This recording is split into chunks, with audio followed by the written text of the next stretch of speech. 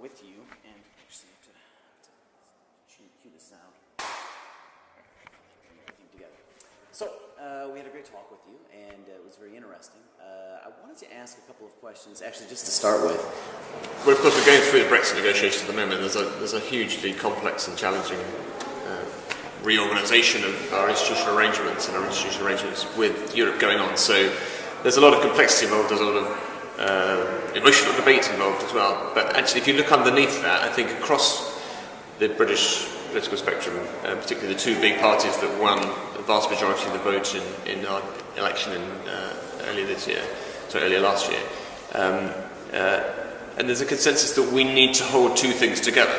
And if we just fall into a false choice where we choose one of them or the other one, we will have a problem, and we've got to do both. And so the debate is all about how you do the two things together. And the two things are, on the one hand, we want to restore a measure of connection between the big government decisions about the economy and so on, some of which have been made in Brussels, especially on trade and migration, and restore the connection to the British people and to British democracy and to our political institutions, so that the British people feel that their identity is still being reflected in the decision-making processes. And so the slogan of the Brexit campaign was "Take Back Control," which is actually what resonated, and it's become a sort of mandate for the British government in negotiating Brexit in response to that democratic choice.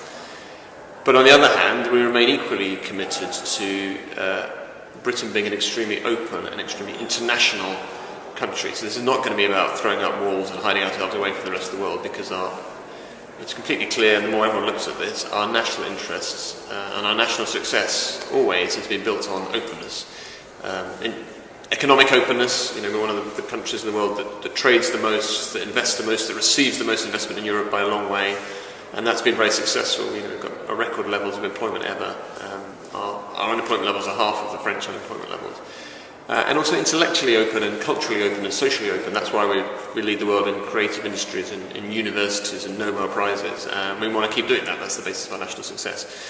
So that is, I think, what you can say underneath the churn of Brexit, the fundamental challenge that Britain is grappling with. In an age of globalisation, how do you retain some rootedness and some connection to your political institutions, but also remain open to take advantage of the amazing things that technology and global economic change can offer? And I think that will remain true whichever government's in power. We're trying to put those two things together. The precise institutional architecture might get shifted left and right with different parties in power, but that's the fundamental characterization.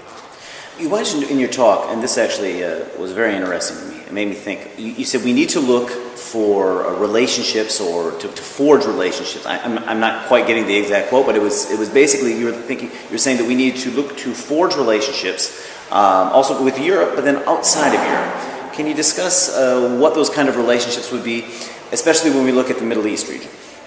Yeah, I think the first thing people think of is trade relations and investor relationships,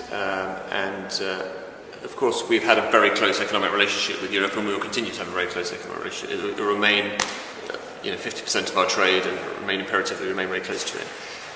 But one of the opportunities that Brexit offers is the ability to deepen our economic relationship with other countries, and until now, as members of the EU, if we wanted a free trade agreement with Canada or Australia or the United States or any other country, that's been negotiated by Brussels, and therefore by a collective of 28 countries. And of course, when a committee of 28 negotiates, you end up with the lowest common denominator, and you end up with very slow progress. So we will have an opportunity to move faster, to be more flexible. We won't have to sort of conduct British trade policy with the concerns of French farmers or Czech auto workers in mind. And so when it comes to Egypt, as an example, there's going to be a two-phase process. The first phase is going to make sure we retain, at least on the day that the UK is no longer in the EU, that we retain the arrangements that allow already for tariff-free exchange in agricultural and industrial goods. But then beyond that, we have the opportunity in a phase two to look at modelling how you can go faster and deeper. For example, just looking at it theoretically, you could say that there have been concerns in the way the EU has conducted its trade with Egypt to protect European farmers who grow oranges and grow olives, not just open up the gates to southern Mediterranean inflows. We don't have a lot of olive and orange farmers in the UK, and therefore we're not going to be so concerned to create those kind of barriers between in Egypt and the UK. And I think that I, as ambassador here, and my successors, particularly in the Brexit days, will have the opportunity to champion a deeper relationship, economic relationship. So there's an opportunity for Egypt there. That sounds really exciting. I have to ask the question that's sort of on everyone's mind.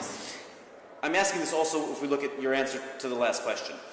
That is, what can the UK do when we're thinking about building relationships in the Middle East? So, I don't know if you want to directly address the Trump decision, but if there's any... You mean the Trump decision on Jerusalem? Yeah, to recognize Jerusalem as the capital. Yeah, I mean, we've been very direct about it, actually, very clear about it. The British Prime Minister said we disagree with President Trump's decision to move the embassy and to recognise Jerusalem as the capital of the State of Israel, because we don't think it helps the possibilities of peace in the region.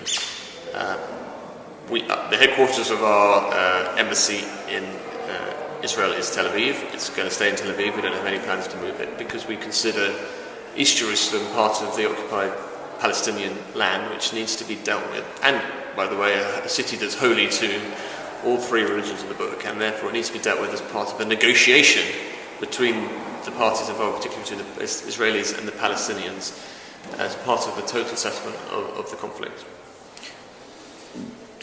What would Britain think that... What's a new role perhaps that Britain could play in that relationship? In terms of fostering peace between the Israelis and the Palestinians. Maybe a role now that folks are saying the American role has been lessened. They've taken the side of the Israelis. The Palestinians actually don't even... I mean, in the most recent summit yesterday, Abbas said many Muslim leaders felt that the United States was no longer a real broker for peace. Is there a role for the UK or in this? Yeah, I mean, there's a role and a responsibility for the UK and for all of us, to be honest. I don't think we should see it in terms of a zero-sum. You know, there's a game of tennis and there's an umpire and we're all jostling to be the country that's sitting in the umpire's chair. That's not really how it works. I think it will only succeed if there's a collective responsibility and we all put our hand to the wheel. You know, we won't be able to resolve this without an important American role, but also we can't just leave it to the United States. You know, it has to be collective, and you know, that's why the Arab Peace Initiative has always been very important, because the collective Arab role is important, and the European role is important, and Britain is extremely engaged in the issue, including in providing a lot of support to building up the institutions and the raw material of a Palestinian state. So, you know, of all the European countries, Britain is probably the most engaged in economic development assistance to the Palestinian institutions, in security assistance, in making sure that as and when we get to the day where there is an agreement, there is a Palestinian state, it can be a state that succeeds and can flourish. Well, we want to thank you so much for this talk.